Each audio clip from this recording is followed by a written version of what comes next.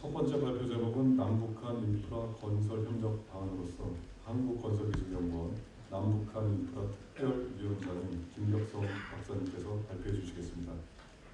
김현석 위원장님께서는 서울대 토목공학과 졸업 후 토목 대한토목학회 부회장, 국토교통부 중앙건설기술심의위원, 국회 입법조사처와 감사원, 자문위원 등을 역임하시고 현재 한국교량 및 구조공학회 부회장, 국가표준실무위원회 위원, 건설기준위원회 교량국가위원장 등으로 활동하고 계십니다. 2011년부터는 북한 인프라 개발 연구를 통해서 남북한 공동번영의 기반 구축을 위해서 지속적으로 노력을 경주하고 있습니다. 박수로 맞이해 주시기 바랍니다.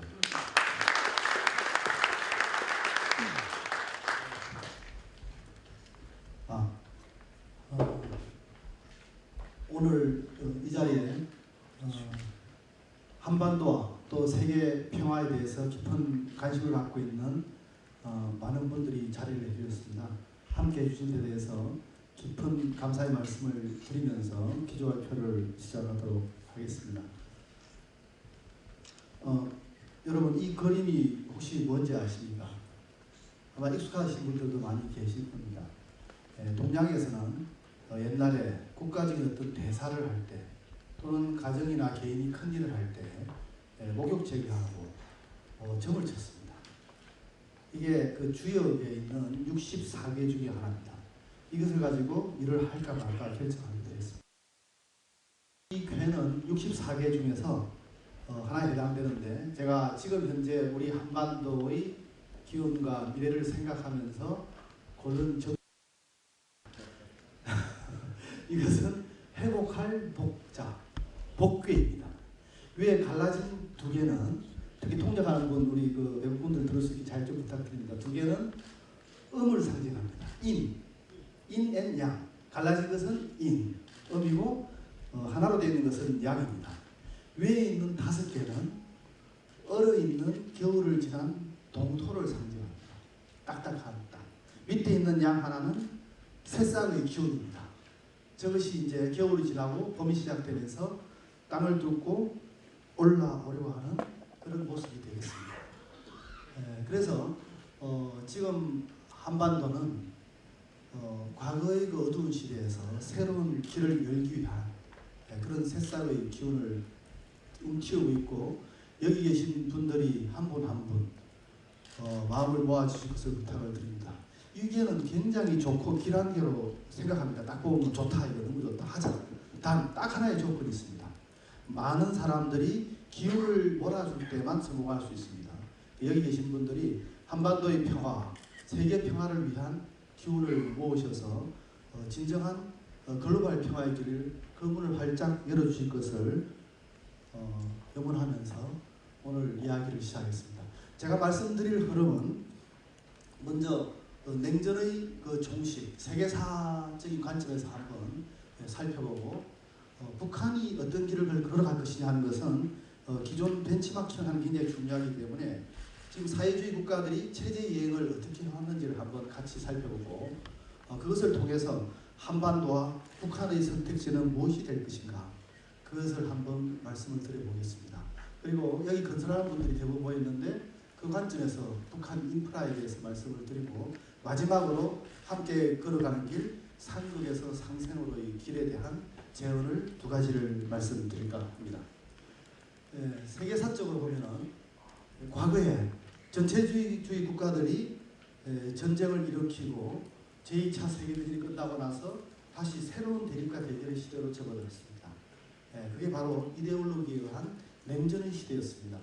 그것에 의해서 한국 전쟁과 베트남 전쟁이 발발하고, 그 뒤에 미소 대탕트, 미중 수교, 독일 통일, 소련 붕괴가 되면서 다시 평화의 문을 열기 시작하는 냉전의 시대의 막을 내리는 길이 열리기 시작했습니다. 그러나 이 지구상에서 남아있는 단 하나의 지역, 한반도만큼은 아직도 그 냉전 이데올로기에 의한 군사적 대립이라는 덫에 걸려가지고 대립과 그리고 서로의 그 분쟁의 그런 그 프레임에 구속당한 채로 길을 걸어가고 있습니다.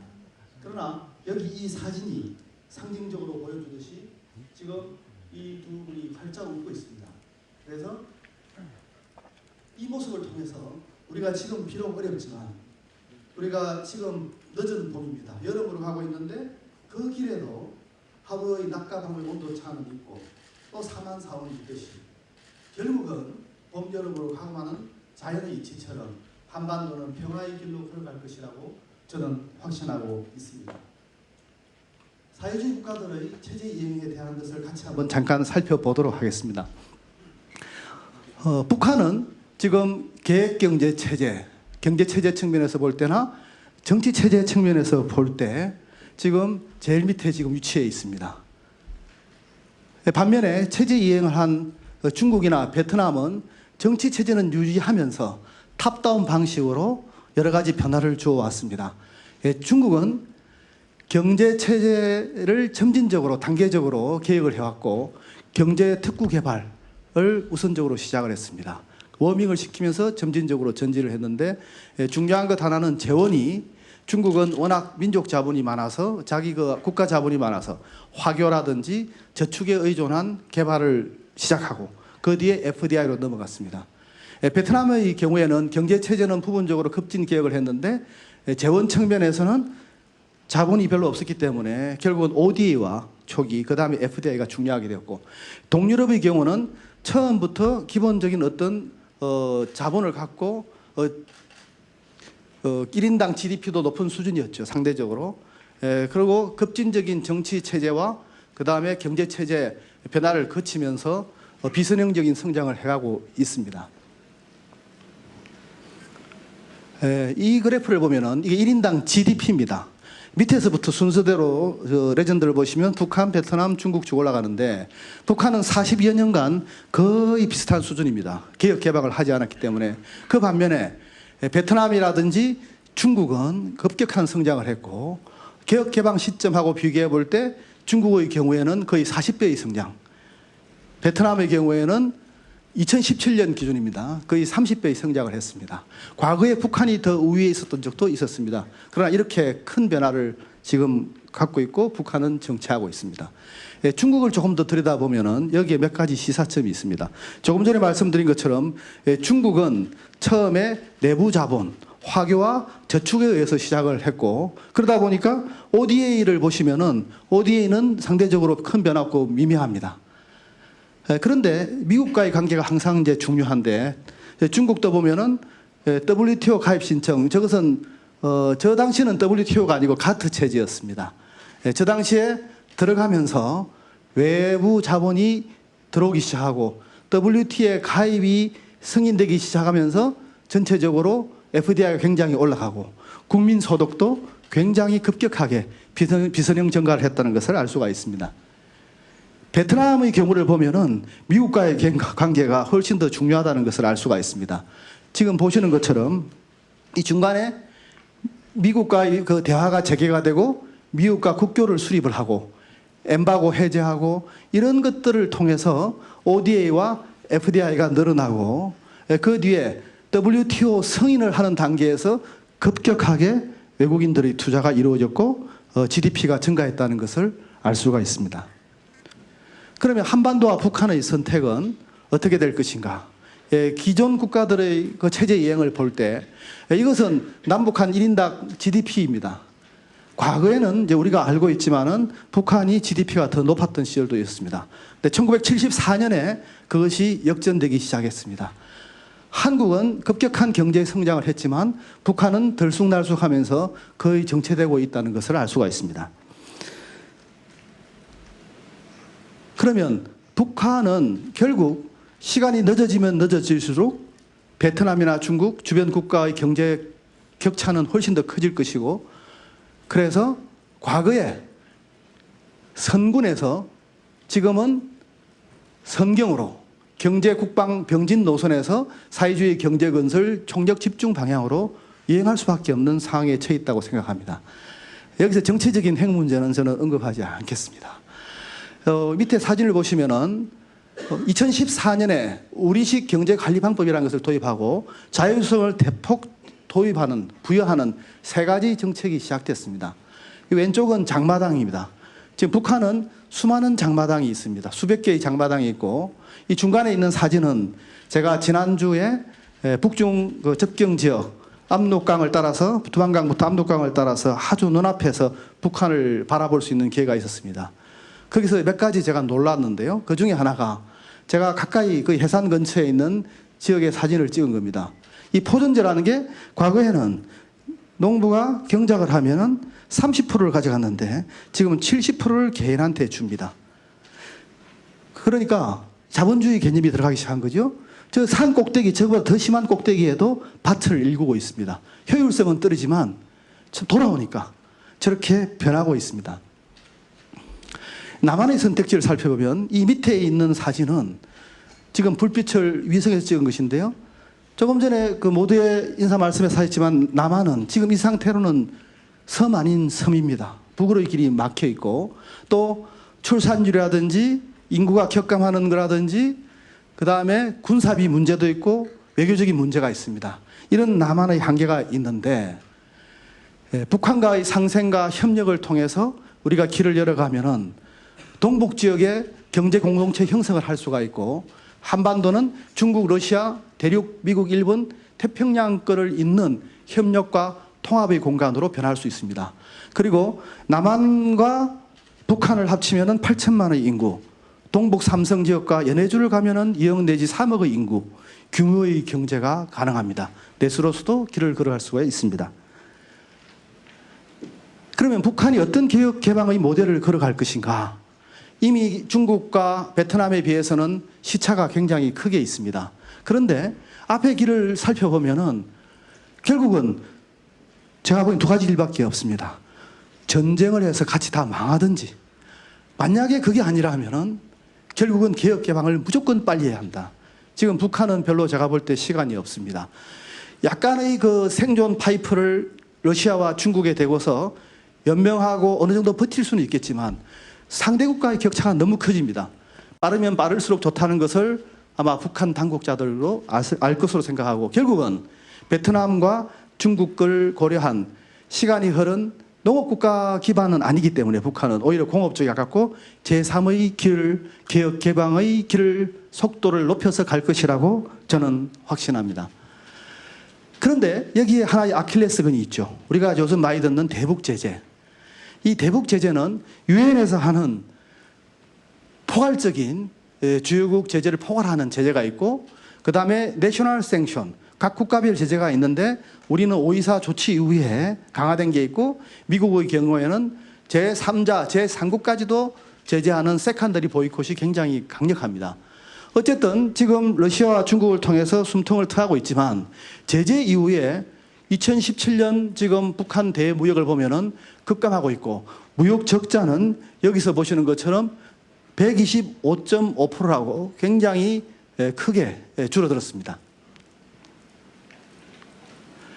그러면 그 국제사회 지원이 제재와 관련해서 어떻게 이루어질 건가? 우리는 이제 인프라 관점에서 한번 조명을 해보면 대북 제재가 유지되는 상황에서는 남북 간에 할 수 있는 양자간 협력이 있고 그 다음에 외국의 ODA나 유엔을 통해서 하는 다자간 협력이 있을 수가 있는데 기본적으로 북한 개발 마스터 플랜, 인프라 마스터 플랜을 수립하고 그걸 지원하는 것은 미국의 어느 정도 암묵적 동의는 있어야 되겠지만은 일단은 가능하고 그 다음에 국가 인프라 마스터 플랜을 역시 유엔 쪽을 통해서 무상으로 우리가 하고 필요에 따라서는 같이 하는 것도 가능하다고 봅니다.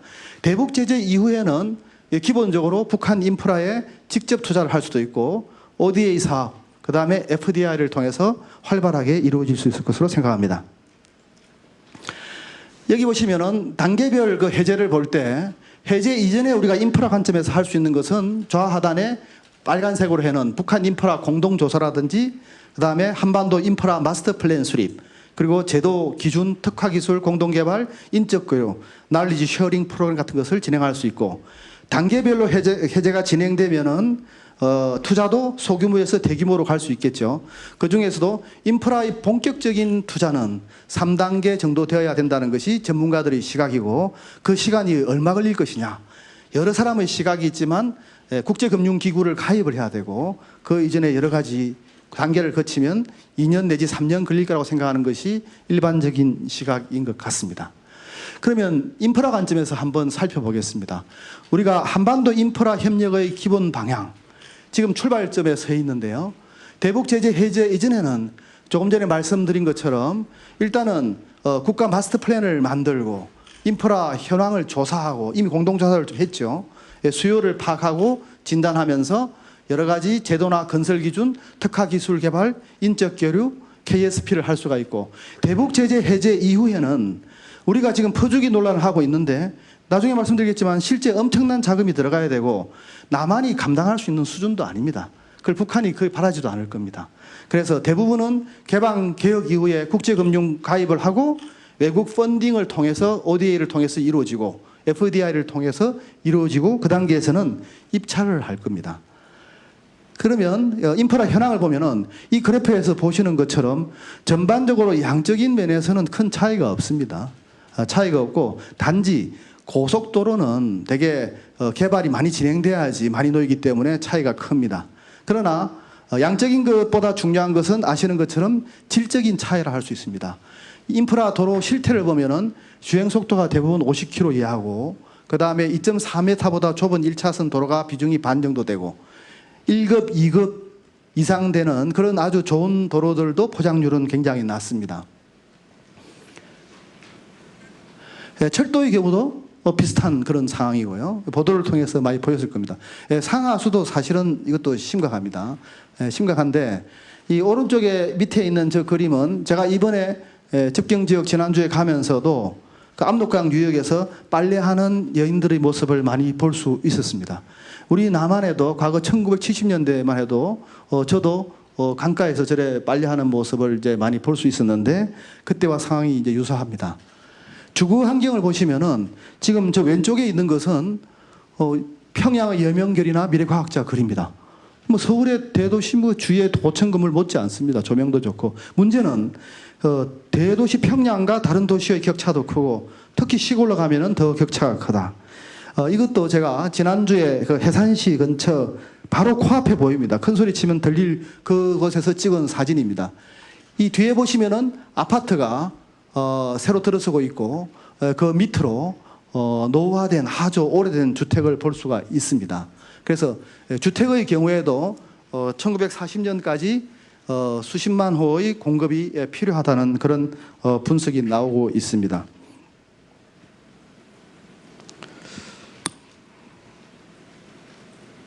여기 보시면은 이 뒤가 새로 짓고 있는 거고요. 극명하게 차이가 나죠. 이 앞은 옛날에 우리 1960년대, 70년대 가시설 비슷하게 판자촌하고 그런 이제 비슷한 상황이라고 말씀을 드릴 수가 있습니다. 북한 개방에 따른 인프라 비용이 어떻게 될까? 저것은 진짜 힘든 문제고 저희 연구원도 저기에 대해서 지금 고민을 하고 검토를 같이 하고 있습니다만은 굉장히 들쑥날쑥합니다. 이 통합 비용을 보면은 기준을 얼마로 설정하느냐에 따라 다른데 예를 들어서 뭐 남한의 60% 수준으로 간다, 66% 수준으로 간다. 이 기간별로 조건이 다르기 때문에 여기서 인사이트 얻기가 쉽지는 않은데요. 그러나 어쨌든 지금 보시면은 여기 보면 88조에서 5,800조까지 있습니다. 이 중에서 인프라는 또 기간별로 막 다른데요. 70조에서 뭐 14조, 300조까지 있는데 제가 볼 때 이제 베트남이나 중국을 보면 이제 베트남 규모가 이제 우리하고 비슷하니까 베트남의 사례를 통해서 우리가 어느 정도 추정을 할 수 있다고 저는 생각하는데 베트남이 과거 19년간 ODA 원조 지원이 657조 원이었고 교통통신 분야가 전체의 28%입니다. 그러면 185조인데 그 뒤에도 FDI 전체 그 투자 금액이 과거에 했던 것 이상으로 지금 이루어지고 있고 지금도 인프라 개발이 되고 있습니다. 그래서 북한의 인프라 쪽은 제가 볼 때 한 300조 이상이 될 것이다. 어떻게 보면 건설산업연구원 데이터가 상당히 좀 비슷할 수 있다고 보고요. 그러면 이제 인프라 협력을 위해서 우리가 할 수 있는 일이 무엇인가? 조금 전에 제가 몇 가지를 말씀을 드렸는데요. 일단 기본적으로 공동조사하고 있고 인프라 마스터 플랜 수립을 해야 되는데 조금 더 깊숙이 들어가서 우리가 의미를 찾을 수 있는 건설 기준과 특화 기술, 인적 교류에 대해서 조금만 더 말씀을 드리고자 합니다. 먼저 건설 기준은 지금 남한에서 당장 물류가 들어가고 통행을 해야 되는데 효용성, 그 다음에 소통, 안전이 굉장히 중요합니다. 그런데 북한의 지금까지 지은 다리의 1등교 최고 높은 수준은 우리나라 2등교하고 비슷합니다. 그래서 30톤으로 설계가 되어 있고 남한은 1등교가 43.2톤으로 되어 있습니다. 같이 우리가 물류가 다녀야 되니까 저 기준을 맞추는 작업이 굉장히 중요하다는 것을 알 수가 있습니다. 그다음에 이 기준을 한번 비교를 해보면요. 조금 다행스러운 것은 기본적인 흐름은 거의 같습니다.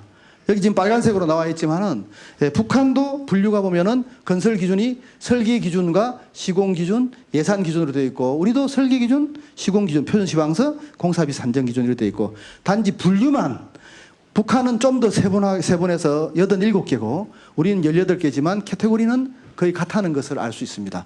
방향은 어느 한쪽을 고집하는 게 아니고 결국은 국제적인 기준을 맞춰가면서 서로 통합하는 작업을 제재 해제 이전에도 미리 고민할 수 있다는 말씀을 드리고 두 번째는 특화 기술입니다. 이 특화 기술은 제가 그 미얀마에 다리를 지으러 가고 그쪽 장관이나 차관분들하고 몇 번씩 회의를 하면서 느낀 것이 뭐 적정 기술 좋아하지 않습니다. 그 용어를 싸구리라는 생각이 들고 오히려 개도국이나 제3세계는 신기술을 좋아합니다. 그리고 유지관리할 수 있는 리소스가 별로 없기 때문에 최소 유지관리가 될 수 있게 해야 되고 그러나 가격은 비싸지 않아야 됩니다. 이 대목에 R&D가 필요하고 미리 준비를 해야 된다. 그리고 북한은 특히 추운 지역이기 때문에 날씨가 우리하고 틀립니다. 동절기가 길고 동결 심도가 깊고 눈이 많이 오면 앞으로 제설제를 많이 뿌려야 되고 그런 관점에서 내구성이 좋은 길을 걸어가야 된다. 그래서 혁신성이 있는 기술을 가져가야 되는데 이것을 특화 기술이라는 단어를 한번 붙여봤습니다. 오른쪽에 보시면은 북한 시설물을 개량하고 개축해 들어갈 때 급속 진단하고 보수 보강하고 교체할 수 있는 기술이 반드시 필요하다. 무엇보다 근본적인 것은 기술과 사람의 교류가 되겠습니다. 지금 보시는 저 오른쪽 한반도 중간 저희가 연천입니다. 위도와 경도상으로 볼 때 한반도의 거의 중간 정도인데 다행스럽게 우리 국토부에서 많은 지원을 계속 해주셔가지고 저희가 21만 평 부지를 마련해서 SOC 실증센터를 지금 구축해놓고 눈비가 오는 환경에서의 도로 시험을 할 수 있는 시설도 지금 만들어 나가고 있고 일부는 구축되어 있습니다. 그래서 북한 접경지대입니다. 그래서 저기에 북한 분들을 초청해서 같이 세미나도 하고 기준에 대해서 이야기하고 특화 기술에 대해서 이야기하고 그리고 그 특화 기술을 북한 골재를 가져와서 같이 공동으로 실험도 하고 그런 구체적인 것을 해나가는 역할을 저 SOC 실증센터에서 일부 하면 어떨까 하는 것을 저희 연구원에서 제안을 하고 있습니다. 제가 마무리를 짓고자 합니다. 함께 길을 걸어가기 위해서 남한에서도 서로 상극의 기운이 일부 있습니다. 이것을 상생으로 돌리고 남북한의 상극의 기운을 상생으로 돌리고 세계적으로 평화의 길을 함께 걸어가기 위해서 먼저 남한에서 우리가 해외 진출할 때 우리 기업끼리도 좀 뭐 경쟁은 필요하죠. 그러나 너무 심하게 경쟁하고 있고 정보도 소통이 안 되고 있습니다. 1차 남한에서의 상생이 필요하다. 그래서 기업들 간에 정보를 어느 정도 공유하면서 길을 어느 정도 같이 걸어갈 수 있는 북한을 진정으로 한민족으로서 한반도 공영을 위해서 돕겠다는 마음이 근본이 되고 그 기저 위에서 경쟁도 해야죠. 가서 입찰을 하고 이제 그런 어떤 분위기를 조성하는 게 1단계가 되겠고 2단계의 경우에는 북한이 조인을 해서 남북한이 상극에서 상생으로 같이 조금 전에 말씀드린 것처럼 협력하면서 길을 걸어갈 수 있는 뭔가 플랫폼이 필요하다.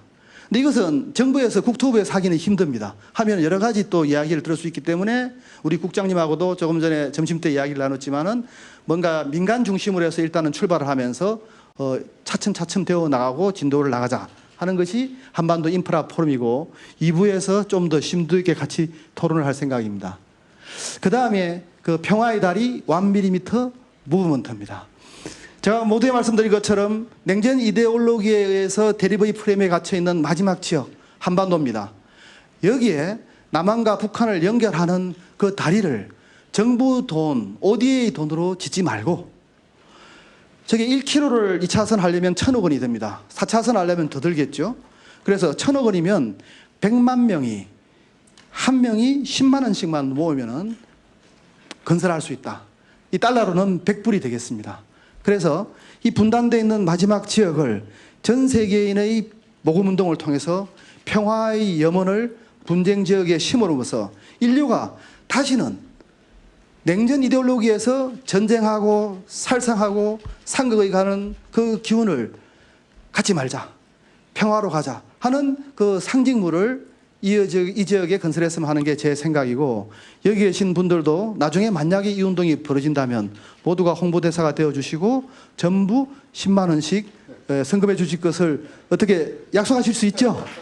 예, 이상으로 제 발표를 마치겠습니다. 예, 감사합니다. 네, 감사합니다. 혹시 질문이 있으신 분께서는 시간과 효율성을 고려해서 패널 토론의 Q&A 시간을 이용해 주시면 감사하겠습니다. 두 번째 발표입니다. 독일 통일 과정의 인프라 건설 사례와 교훈을 독일 연방건설도시공간연구원 팀장인 베른트 부테 박사님께서 발표해 주시겠습니다. 베른트 부테 박사님.